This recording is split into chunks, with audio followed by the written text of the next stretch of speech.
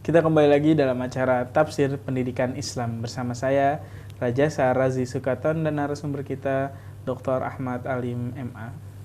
Tadi kita sudah sempat bahas metode ya, metode zuhud di masa sekarang ini. Mungkin sarana untuk menuju ke zuhud itu seperti apa sarananya? Sarana ya. Baik, bismillah, alhamdulillah, salatu wassalamu ala rasulillah, amma ba'du. Pemirsa Umat TV yang dicintai oleh Allah. Jadi zuhud itu ya perlu kita latih terus ya, dan kita juga perlu mencari sarana yang tepat ya untuk sampai kepada tingkatan zuhud ini, menumbuhkan jiwa yang zuhud ya, sehingga hati kita itu melihat dunia ini ya hanya sekedar sebagai sarana, bukan tujuan ya. Suatu ketika ya Nabi SAW ya, kedatangan salah seorang sahabat ya, dan bertanya ya, dan mengungkapkan kecintaannya kepada Rasulullah SAW. Ya Rasulullah, wallahi inni la uhibbuk. Ya Rasulullah, sesungguhnya ya, demi Allah aku mencintaimu ya. Nabi mengatakan, unzur madza taqul. Coba lihat apa yang kamu tadi katakan ya. Wallahi inni la uhibbuk. Ya Rasulullah, demi Allah aku mencintaimu. Diulang sampai 3 kali ya. Jadi Nabi SAW mengingatkan itu. In kunta tuhibbuni fa'idda lil faqri tijfafa. Ya. Kalau kamu ya mencintai aku ya, maka sediakanlah ya, fasilitas untuk orang-orang fakir. Ya. Fa innal faqra asra'u ila man yuhibbuni ya.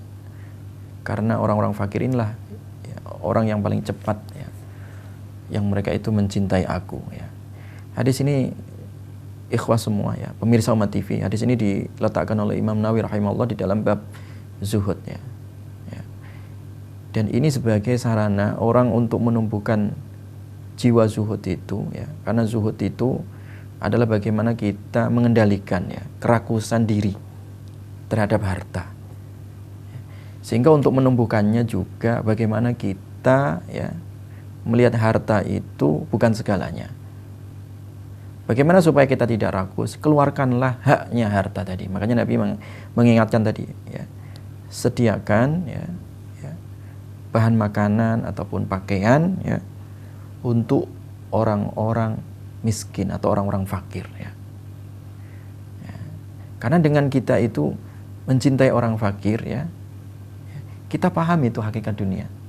Kita akan merasakan penderitaan orang-orang yang mereka susah payah untuk menghidupi dirinya ya. Kita akan belajar syukur di situ. Kita akan belajar bahwa nikmat yang kita terima itu Masya Allah gitu. Masih banyak di tangan-tangan saudara kita yang tidak mampu, masih banyak saudara-saudara kita yang sebenarnya kurang ya, dari segi materi ya, dari kelayakan hidupnya ya. Makanya di sini adalah salah satu sarana bagaimana kita itu menumbuhkan ya jiwa kita itu ya, sehingga menjadi zuhud ya, dengan cara apa tadi Mengeluarkan hak dari harta itu. Karena harta ini kan biang kerok daripada itu tadi ya, ketamaan. itu. Jadi makanya kita belajar harta itu harus dikeluarkan. Jangan harta itu disimpan dan memutar di tangan orang-orang kaya saja. Kaila yakuna dulatan bainal aghniya'i minkum. Jadi supaya harta itu tidak berputar di tangan, di dompet-dompet orang-orang yang kaya, hanya segelintir orang. Ya. Ya. Jadi dengan mengeluarkan harta kita, dengan mengeluarkan hak harta dan mencintai orang-orang fakir dan orang-orang miskin itu secara otomatis ya jiwa akan tersemai dengan sifat-sifat zuhud tadi ya. Jadi orang tidak tamak lagi, tidak kikir lagi, karena turunan kalau orang nggak zuhud ya, alias orang yang tamak itu ya pelit ya, atau kikir ya. Jadi kalau orang udah kikir itu ya maunya dia pemasukan, tidak mau pengeluaran ya. Tidak mau menginfakkan hartanya. Alhaakumut takatsur ya. Takatsur tadi. Ya. Jadi memperbanyak dan menumpuk-numpuk harta ya. Jadi menumpuk-numpuk harta ini yang menyebabkan orang itu lalai, ya. Alhaakumut takatsur, ya. Makanya supaya nggak lalai itu kita melihat bahwa harta kita ini ada hak orang lain yang harus kita tunaikan, ada hak yang harus kita bagikan, ya. Nah, disinilah kesalehan sosial tadi, ya. Jadi kesalehan sosial, ya, dengan membagi-bagikan harta kepada orang yang membutuhkan. Bahkan salah satu sarana saja untuk sarana. menimbulkan rasa zuhud itu saja. Rasa zuhud dan juga mensucikan, ya. Mensucikan jiwa juga. Jadi mensucikan harta dan jiwa. Ya. Harta yang kotor terkadang, ya, masih ada hak yang harus dikeluarkan, ya. Karena itu adalah kotor, ya. Sehingga kalau kotor itu dipelihara akan merusak itu. Akan merusak kotoran saja. Demikian juga kalau itu kotor di dalam jiwa kita tidak keluarkan, akan menjadi penyakit hati, ya. Nah, ketika penyakit hati itu, tentu yang terjadi adalah, ya, jiwa yang kosong, ya. Jiwa yang sebenarnya di situ dihiasi dengan ketamakan, ya. Jadi sebenarnya kehidupannya itu tidak pernah selesai dan tidak pernah puas, ya.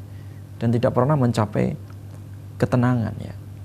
Makanya tadi Nabi mengajarkan, ya, sediakan untuk orang-orang miskin, orang-orang fakir ini fasilitas hidupnya, ya. Dan itu adalah sarana, ya, untuk kita belajar, ya, bagaimana dengan sarana harta yang kita punya, ya, kita berikan, ya, kita bagikan kepada orang-orang yang memang membutuhkan. Ini adalah, ya, kita diberi sarana untuk belajar itu, ya, belajar zuhud, ya. Orang memberi itu kan secara kita tidak sadar itu ada rasa tenang itu, ya, senang gitu loh.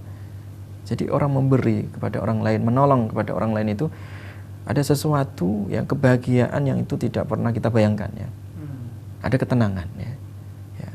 Makanya dengan memberi tadi itu, ya, itu dalam rangka kita itu, ya, melatih jiwa kita itu janganlah harta itu dimakan semua, gitu, ya.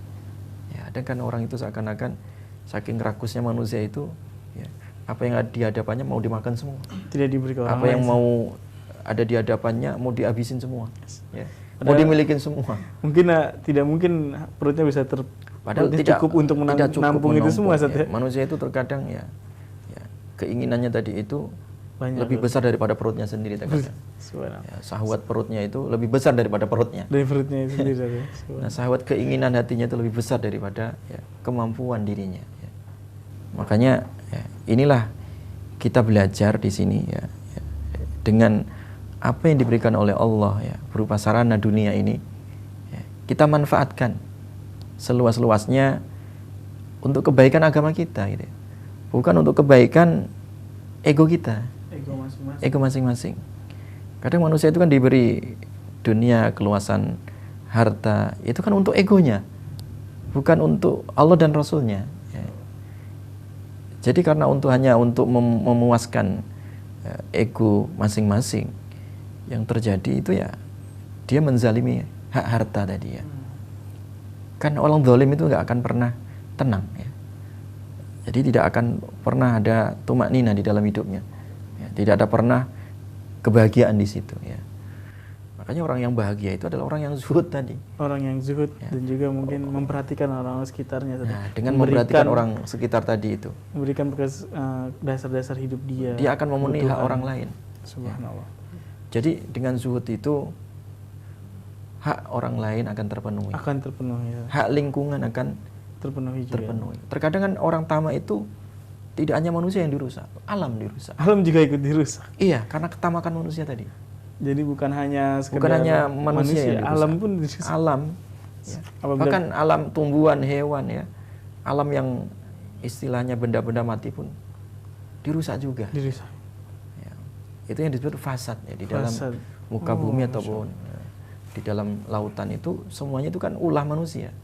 Ulah bagaimana kerakusan diri itu menghabiskan alam ini. Masya Allah, kita alhamdulillah membicarakan masalah fasad ini sangat menarik, Ustaz, ya. Betul. Subhanallah, pemirsa. Nah, pada segmen selanjutnya kami membuka line interaktif di nomor 0811 913 3000.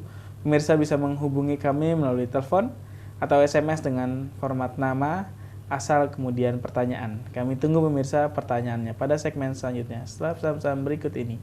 Tetap di Tafsir Pendidikan Islam Umat TV.